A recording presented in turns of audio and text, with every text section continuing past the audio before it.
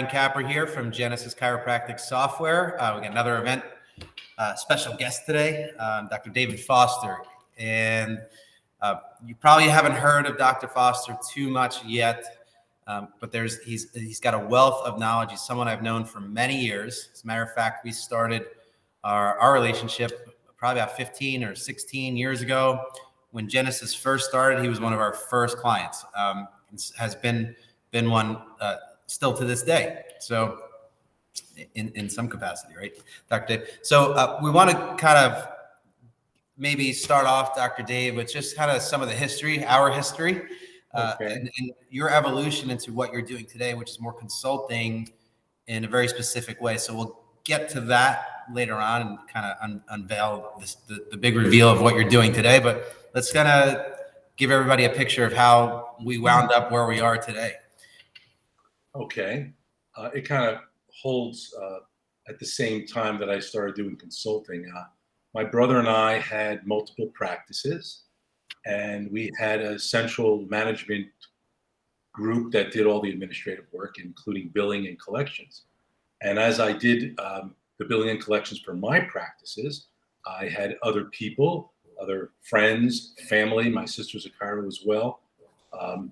I started doing the billing for them. So I started a little billing company, and I had about 6 or 7 employees, and it was labor intensive at the time. Technology wasn't there. And I got to a point where it's either I was going to go heavily into technology or not. And I was and still am not a high-tech person. And then I met Brian, and he had an incredible team that took the billing function and brought it to a high-tech service function. And I said, it's time for me to get out of this business because I was going to get eaten up by people like Genesis or just die. So in actuality, what happened was I sold my little business to Brian and Genesis, and still have a relationship. Like we said, 16 years later, it's been nice. I value this. The program is fantastic, and I don't have to tell anybody here about it because they're already clients. But then I still had I had about 6 practices going at one time, and that's what gave me the springboard or the credibility to get into consulting. So what happened was, just like these people came to me for billing, other chiros, my colleagues, people came to me and asked me questions about buying and selling and hiring and all the stuff that I call back office. And that's what the name of my consulting company is, Back Office Consults. It's not practice management or marketing like you see so many people. I do unique things like contracts and negotiations and appraisals and things that are unique to chiropractors. So someone called me and I did work for, and they sent me a check for $100. I remember. I didn't ask them for anything. I never did. And I got a check for $100. And I said, hey, somebody feels I have value. And I said, you know what? I'm going to start doing more of this. And it's been about 22 years of doing it.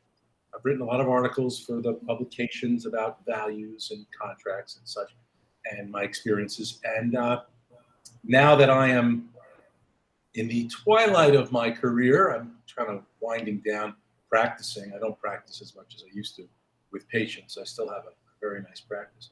I want to do more, and I am doing more consulting. And that's how I got to this point. I have experienced all these unique business challenges for chiropractors over the 20 years, and I help people through the rough spots and educate them. So in that vein, what are some of the most common rough spots or problems that you see happening in practices that they're finding you and they're like, I got this problem over and over and over again? Well, many people want to sell their practice. They have no idea of the value. Or there's 2 partners that are fighting. They need a value, an independent value. They need, really, I think the value of a practice is the most common reason why I'm approached. I feel a very fair evaluation. Valuations have changed a lot in the last 2 or 3 years. Investment investment bankers are coming into our profession and buying up groups. They'll pay higher amounts for practices. That's never happened before. Typical practices are relatively easy to appraise, but you have to have some knowledge of personality of the practice. Is it a personal injury practice? Is it a wellness practice? What is the future earnings, and how predictable are the future earnings? If it's a wellness practice, it's very high. If it's a personal injury practice, there's a lot of relationship that's based on future earnings. Also, today, if you're in California, you can't give a practice away. You're selling them at a discount. Everyone's leaving California. But if you're in Florida, North Carolina, South Carolina, they're selling at a premium. People want to go there. There's better taxes. There's better insurance. So you really have to have some knowledge nationally of where you are. But buying and selling a practice, values, contracts, those are my areas that I work a lot with. This afternoon, I'm doing an associate contract. I do associate contracts for the Chiro matchmakers, Dr. Stephen Franson. I am the person that does his contracts for his clients that get into relationships. Very unusual things I end up doing. So let's talk about the valuation of practices. That's always been fascinating to me, how much it could vary, right? Right. So you got a practice, like I've seen practices, there's these huge volume practices. They are family based. They do maybe 20, 30% insurance just because they want their patients want to use it, but they build value in the care. So patients are much more willing to pay a lot of cash for the wellness side of care. But then you got a practice that's seeing 1,000 patients a week, and it's one doc, maybe another associate just doing the exams and stuff. What I always wondered is, that's a huge revenue practice, but how do you sell that thing? Because who's going to come in and be able to run 1,000 a week practice and sustain 1,000 a week practice just because they have a check? If they haven't done it previously, doesn't mean that just because they have the money or can get the financing based on the revenue even. Nope. How do you possibly evaluate that? Or is there a sweet spot, maybe same type of practice, but is there a sweet spot for the volume of a practice, like 200 or 300 a week, where it's predictable enough that when you take that doc out and put another doctor in, for the most part, you can guarantee it's going to be stable. So the valuation of that is pretty easy to do. Well, you touched a few areas that come down to one thing: predictability of next year's earnings. The higher predictability of next year's earnings, the better price you'll get for that practice. So if you can reproduce it with a new doc, let's take, for instance, new patient flow. I look at that. It's a long equation that I look at. It's subjective. It's somewhat subjective. It's somewhat empirical data. But how do you value new patients? If a new owner could reproduce what the old owner has done for new patients and get 20, 30 new patients a week, it's a pretty good practice. Let's compare it, like I did before, to a personal injury practice. The reproducibility isn't there. Therefore, the practice value is less. I'm not saying it's nothing. I'm just saying it's less. What is the predictability of next year's earnings? What we're selling as a chiropractor is a cash flow. And how predictable that cash flow is in the future is what you're looking for. I would think that a personal injury practice would actually be more reproducible because, I mean, you have relationships with a few law firms, I would assume. I never had a PI practice, but that's always the way I assume it goes. You have a few relationships with a few attorneys. As long as you can transfer the trust that they have in you onto the new doc, then you should be able to keep that very reproducible, because there's going to be a certain number of, let's say, car accidents, right? And they have a certain number of cases coming in, and they know how many they have based on their own marketing. So shouldn't it be consistent? You as a buyer, are you going to take that risk? Or would you rather go into a wellness practice that is highly cash, so you're not insurance dependent, and they've been patients for years, not just for their accident, and they're coming in for chiropractic, not for the not for the doctor or for a case. Right. I would rather buy a practice, or Personally, I would. I would Right. just Well, say, yeah. I would too, and that's the way I value on predictability of the future earnings. When you buy any investment, you want to know what your return on investment is going to be. Right. That's what we want to do.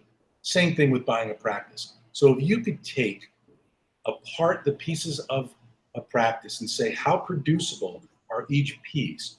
Is the staff going to stay?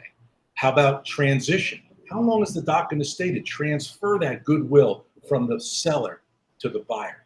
That's another important value. What is the personality of the patient? Does a family of 4 come in and get adjusted once a week, even though they're asymptomatic because they're wellness patients? I value that higher than that PIP patient that's moaning coming in 3 times a week to get adjusted, Right. but it's a good cash flow. So I think that is a good example of one of the aspects. How about this? How about profitability of the practice? The typical chiropractic practice is probably 50% of the gross is the chiropractor's net. Let's just say that's average. Well, I did an appraisal for one in California. It was a woman. She did $900,000 and collected $275,000 for herself. It's a terrible ratio. Right. Right. Okay. So and why was that? Is that because their rent is high? She had MDs. She had all this staff that was basically generating, but she received very little. So if I were a purchaser, I'm not going to spend a lot of money to make $275,000. I should be buying a practice that does about $450,000. What about if you were to buy that practice and those people are all producing and there's an associate in there even, and it's a hands-off business, which I know doesn't come along very often in chiropractic, but if that could happen, even though my profitability would be lower, it's actually, I would think, a better investment, maybe a higher valuation. And that's exactly where the private equity groups are focusing. Mm-hmm. They want to purchase, because I'm doing evaluations for private equity as well. They're looking for doctors that want to sell that are not practicing. So not owner operator. That's right. And they will pay a premium for that practice if all the other variables are reasonable. Okay. I'm doing a lot of that right now for private equity, and they're getting much higher prices than the typical chiropractor. So this is a really important point for our audience. I know you're working with France, and he talks about salability a lot. Right. So let's talk about the owner operator practice. All else being equal, good staff, they're going to stay. There's a good transition plan. There's a certain number of new patients that's reproducible. There's they use Genesis and they're outsourcing, so there's no worry about that, right? So they're all things like that little plug there. All things are equal, but the doctor's owner operator, what kind of multiple does that get? So we take the multiple. I mean, without seeing it, I would say between 1.5 and 2 times earnings. So if the doctor is earning 200,000, multiply that by 1.5 or 2, and you're in that range. Plus accounts receivables. That's another thing. You get that with the purchase, right? Well, you could, as a seller, you could sell accounts receivables or not. I prefer to sell accounts receivables to the new owner. First of all, they need a cash flow, and second of all, the buyer does not want the seller to be going after their new patients for money. Right. Yeah. I think there's an incongruency there with intention. I agree. If the seller moves and he's in another state, he's going to be hounding the patient, and it's going to reflect on the buyer. So I like when the buyer buys accounts receivables. Okay. So 1.5 to 2. Now let's take that $900,000 practice. Right. Okay. So you got a 1.35 to whatever to 1.8. Now let's say that's not an owner operator. What kind of multiple are these private equity firms giving on that same? I just wrote an article for Chiropractic Economics that was accepted last week, and it should come out. He said next month or next year, but I don't know. But it talked about the new values, and they'll go up to 3. Okay, because they're going to take that and roll them up and buy 5, 10, 20. I have an acquaintance, a friend of mine that has 100 practices right now. Wow. And he's going to be rolling it out, and they're going to sell it off for maybe 5, 6, 7, 8 times earnings to a bigger private equity firm. So there are always private equity. They have a short window of time where they're trying to 3 to 5. buy up businesses, have their consistent revenue stream, maybe be able to bump it up by adding some new profit centers, right? Correct. And then they're going to flip it and they're going to double their money regardless. Hopefully. Even if they give you 3 times. Correct. Yeah. The typical chiropractor selling one practice can't get 5, 6, or 7 times earnings. They're just not in that's not their profession. Yeah. Got it. Now, let's take other industries. Like I always talk to people about this. If you're in a tech business, like Brian, you may be able to sell your practice, your Genesis, if you were selling it for 5 or 6 or 7 times earnings, because that's the industrial average. Right. Every industry is different. Right. Right. There's a lot of factors. I've even talked about it on webinars. Like with software, it's not just your gross, but it's a big factor is your growth rate. So if your revenue is exponentially growing, let's say you just have like Genesis, nice business growing, right? If all of a sudden you go like this with your revenue, your multiple multiplies like exponentially. Right. So the same thing with the practice, I would assume if you could prove that it's non-owner operated and show a growth rate of revenue in that business. Trend. Part of my equation is trend. And now with the pandemic, what I look at is bounce back. Some practices are bouncing back.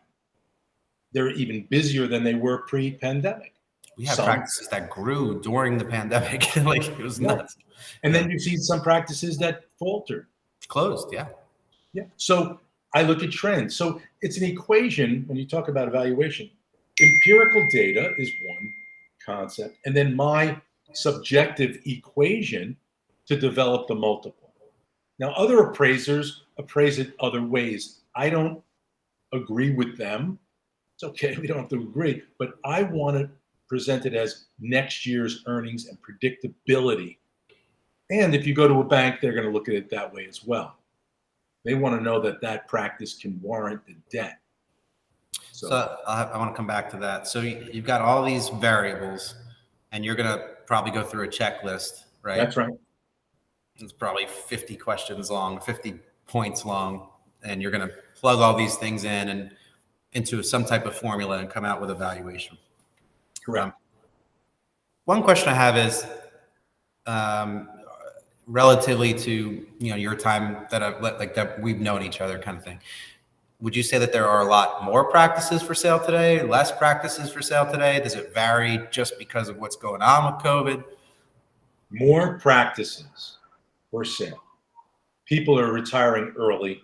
People are making a move out of states that they're no longer in love with. I have so many people in California calling me. They're moving to Texas, Utah, Florida. They're just moving out of California. And they got to take a hit regardless. They're taking a hit. And I just, this one gentleman I've been working with, he said, he's losing 15, 20% of what he feels it's worth. And I said, it's up to him, obviously, but make the move now and make it up later on. He's a young guy. He'll make it up. That amount of money is negligible in the big picture if he wants to move. Yeah. There's an emotional component to the seller as well. Of course. Why are they selling? Yeah. Right. Yeah. I mean, the fact of the matter is we're in crazy times right now, right? Like it's one thing I do want to present of my years of doing this. I have done this so many times that I know the emotional component of the seller and buyer. You've done it yourself on both sides. I know it myself, but I also know it in coaching these people through it. And it has to do with fear. I say fear all the time. People are afraid to sell. People are afraid to buy. And what I try to do is put them at ease that there is a process. And the expected result will happen if you follow the process. A lot of chiropractors don't want to go through this process. I always say it's like walking up the stairs. You cannot jump. You have to go step by step by step to accomplish your goal. And I try to do it professionally. A lot of chiropractors try to sell the practice to the person on the phone in the first conversation. And you cannot do that. Right.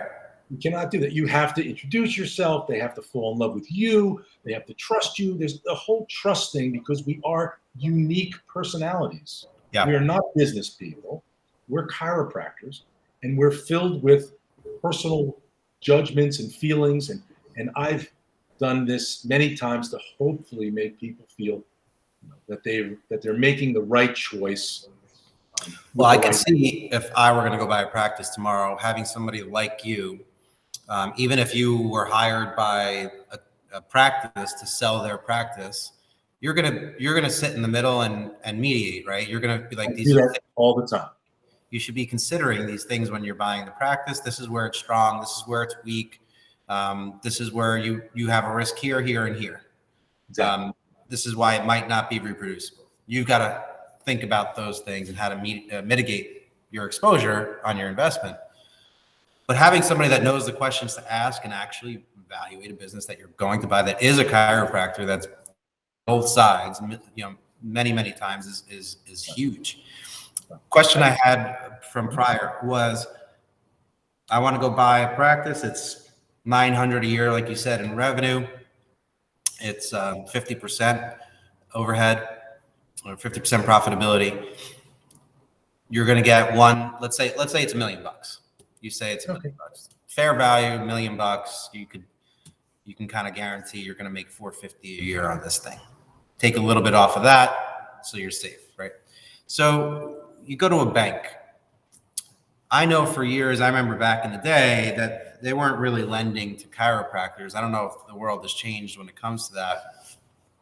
I know private equity figured out that there is some value here.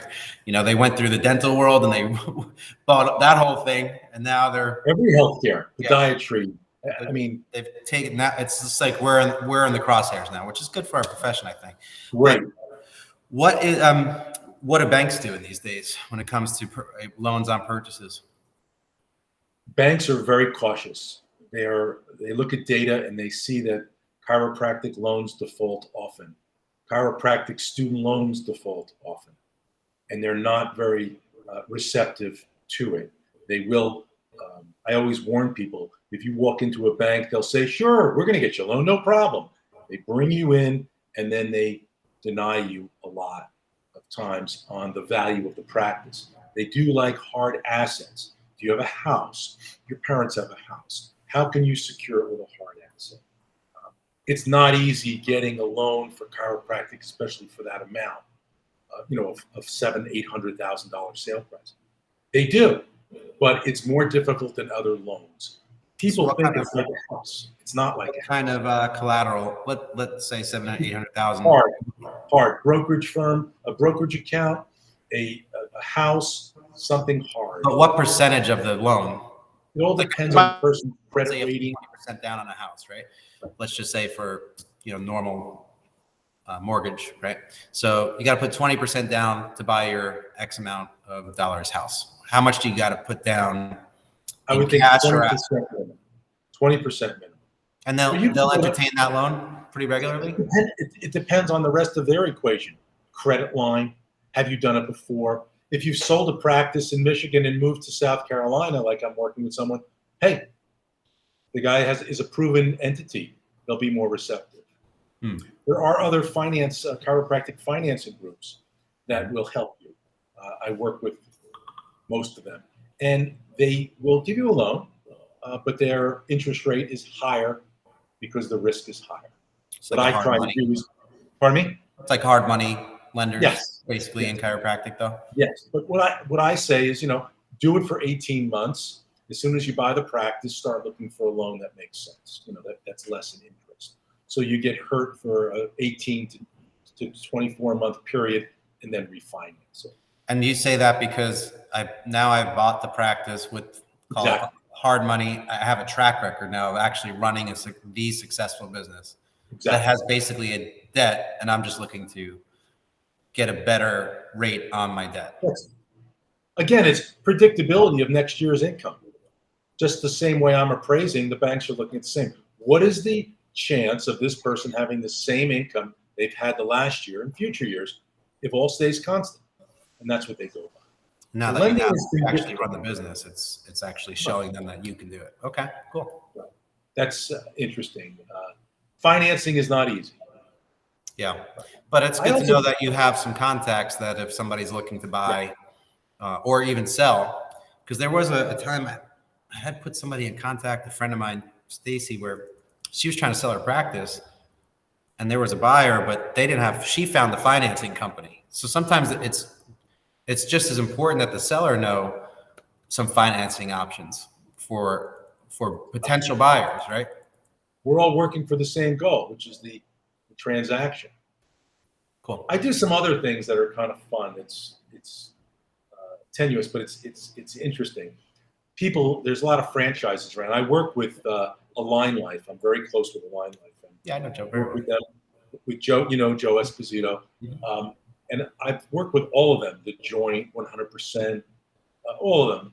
People that want to get out of franchises. I do that negotiation. So I know all the, most of the people that are the CEOs of the franchises I've negotiated with. And my negotiation isn't as like an attack dog. It's not going to work if you're an attack dog. A good negotiation is one that both parties can walk away from being able to live. You don't want to destroy the person because they're not going to sign any agreement if they're going to be destroyed. So each party must be able to live another day and move on. I always say on Monday, you have to be able to practice chiropractic again. So if sometimes when it's so emotional and so heated, I've been in the middle of those, and it's worked out. It's not easy, but it's worked out because those contracts are very very strong from the franchisor to the franchise. Yes, yeah, they're pretty tight. All right, well, we covered a lot. That's a lot of good information, at least enough for people to understand that, these transactions, they can be complex, but it helps to have somebody that has the experience and the know-how to stand in the middle and help both sides come to a really good agreement. Is there anything else you wanted to cover today that you want the audience to know? Besides, we got to get you your contact information if somebody wants to contact you. Okay. No, I'm just looking at some of my notes. I pretty much covered it. I do have a lot of good stories, war stories I bet we could go on forever. that have made me a better consultant. There's no reason why someone else should go to war if I've already done it and I can help them through it. That's basically what consulting is. Cool. All right. So what's the name of your company? Backofficeconsults.com with an S, consults. Backofficeconsults.com. Got it. Right. And, my phone number is 973-885-8078.